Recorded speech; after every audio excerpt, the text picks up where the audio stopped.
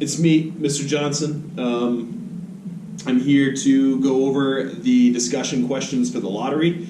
I'll give you a quick summary of the story real quick, just a couple maybe just a minute summary, what the story's all about. Then I'll be going over these questions. So the lottery, everybody's gathering around, right, for a lottery. They're in a small town, and the boys are gathering rocks. People are getting together. Everybody's watching what's going on. And then slowly, person by person, they start to draw slips out of the little hat, right? And that's what's happening. Eventually, somebody picks the black spot. Once they pick the black spot, the family picks. So the patriarch picks a slip. The whole family then picks a slip. And finally, the last person dies who gets the black spot, right? So that's what's going on here, right, guys? It's a lottery, but not the type of lottery you think it is. So, question 1. Why has Jackson chosen common people for her characters? Could she have chosen characters from other levels of sophistication with the same effect? And what is the irony of the tone of the story? I don't think that Jackson could have chosen other more sophisticated characters. I think it would have put an entirely different spin on the story. Let's just say she chose to write the story about the person in charge of the lottery. That would completely change the story, right? It would change the tone. Like, none of these people that are taking part in this lottery really understand what's happening here, okay, guys? So it would really change the story if it was about a leader or about somebody that was really in charge of what was going on in the society. I think it would change the tone of the story a lot. It would be a completely different story. This story is just about the people, right? It's just about the people that do things when they're told to do it. So it would change if you added a higher level of sophistication to the story. What's the irony of the tone of the story? I mean, it's ironic, right? Because people are just going with what's happening. Nobody's asking any questions about why we have a lottery, or not too many questions, right?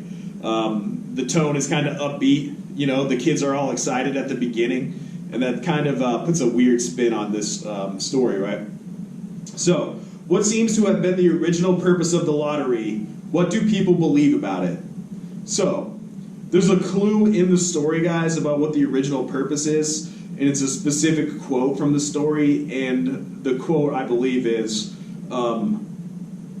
lottery in June, corn will grow soon, right? So the original purpose of the lottery is kind of a joke back to the Aztec culture back in, the ancient civilization when they would perform human sacrifices, right? They would perform a human sacrifice, and because of that, they would expect many crops would grow, okay? So, what seems to be the original purpose of the lottery? Like I just said, crops will come soon. What do people believe about it? They're kind of mixed feelings there. Some of the characters are talking about how there should be a lottery. Other characters are talking about how there should not be a lottery. And they even talk about other towns around them that have gotten rid of the lottery, okay?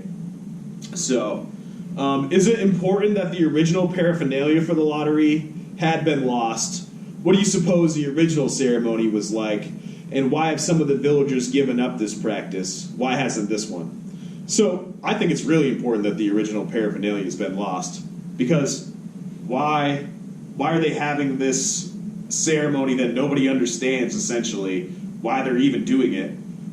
It's so old. The ceremony's so old that they've lost the box. They've lost all the original items that were involved with the ceremony, and nobody seems to really know what's going on. So I think that's really a big deal here, okay? I would think it was a big deal that they lost that original item. What do you suppose the original ceremony was like? I imagine the original ceremony was a lot like that one. It doesn't sound like they've changed all that much. They've just changed some of the items around, and that's it, right? And then why have some of the villagers given up this practice? Or some of the other villages, why have they given up the practice? It makes a ton of sense, right, guys? Like, the lottery here doesn't make any sense. Why are they just killing a random person every year? You know? Like, why is there a lottery at all? So I think it makes sense that they've gotten rid of the lottery in a lot of places. And then why hasn't this one? They just haven't yet, right, guys? Nobody stood up and said, we should change this. This is wrong. I don't believe in this. Which is why, go back to question 1, where they're talking about the sophistication of the people, and that's why the story would change a lot if you had sophisticated characters here, okay? They'd be like, why are we doing this? We shouldn't be doing this. What is the significance of Tessie's final scream? It isn't fair, it isn't right. What aspect of the lottery does she explicitly challenge, and what aspect goes unquestioned? What she's talking about here, she doesn't think her husband has enough time picking the slips from the box, okay? Which is her main complaint. She's like, he needed more time to pick. He got rushed. Which is kind of ironic in the sense that she's not arguing about the lottery at all. She believes in the lottery. Second, she decides she is especially upset about the fact that their daughter, who was recently married, does not choose with their family. She's choosing with her husband's family, right? So she wants her daughter to be in on this picking, and she is currently not. So, and then she never challenges the idea of the lottery as a whole. Next question. This is a different sort of story when you read it for the second time. What elements, such as Mrs. Hutchinson's attempt to have her daughter Eva draw with the family, might make on a different meaning the second time through? Like I just said, guys,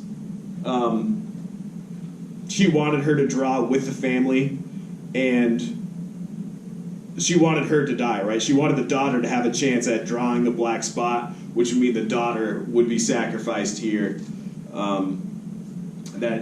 It takes a change the second time. The first time you think they might be winning something, okay? You read this and you're like, oh, who wouldn't want to win the lottery? You're going to win the lottery, right? You're going to win money. So, some critics insist that the story has an added symbolic meaning. Do you agree? If so, what is Shirley Jackson trying to tell us about ourselves? Then there's a hint here. Consider that the story was written during the height of the rise of communism in the Soviet Union. So what was going on at the time, guys, is a lot of bad things were happening in Soviet Russia. A lot of people were put in work camps, and a lot of people were killed, honestly. And the symbolic meaning here is that the people didn't do anything about it. They may have known it was wrong, but they didn't do anything to change what was happening in their society. So that's what, Shirley Jackson's trying to tell you. If you believe in something, if you believe something is wrong, maybe you should do something about it. Otherwise, you're going to be like the people in this story, just doing what you're told, going through the motions, okay? So, is the lottery a collective act of murder? Is it morally justified? Is tradition sufficient justification for such actions? And how would you respond to cultures that are different from ours that perform strange rituals? So, part 1, the lottery is clearly a collective act of murder. They literally stoned the person to death by throwing rocks at them, okay? Is it morally justified? I don't think it's morally justified at all. There's no reason why they're picking specific people. They're literally just picking people based out of drawings from a hat.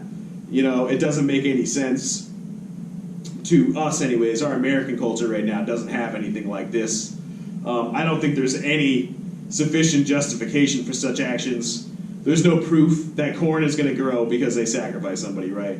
We would consider this a pretty barbaric ritual. I don't think that there's a lot of cultures out there anymore that do things like this. So, how would you respond to cultures that are different from ours that perform strange rituals?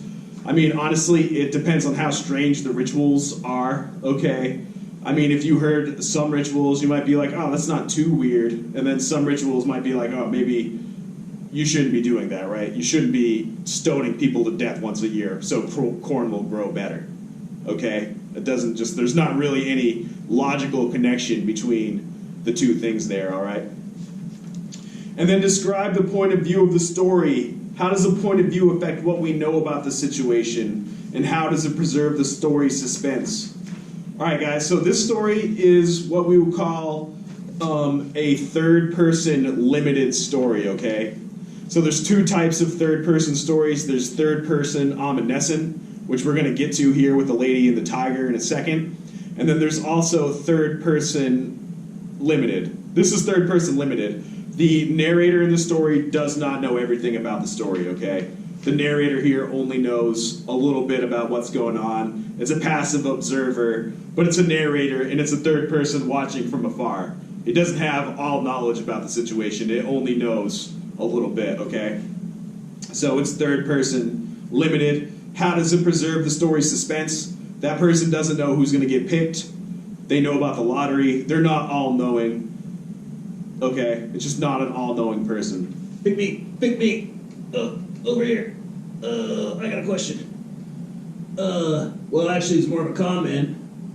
You know, I've always wanted to win the lottery. I thought it would really help me out, but after reading this story, I may have to rethink my life goals. Maybe winning the lottery is not all it's cracked up to be. Yeah, Carl, that's some very interesting insight on the lottery. Yeah, you know when they say there's no bad questions and comments? They're lying to you.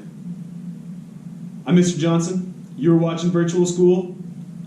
I'll see you next time.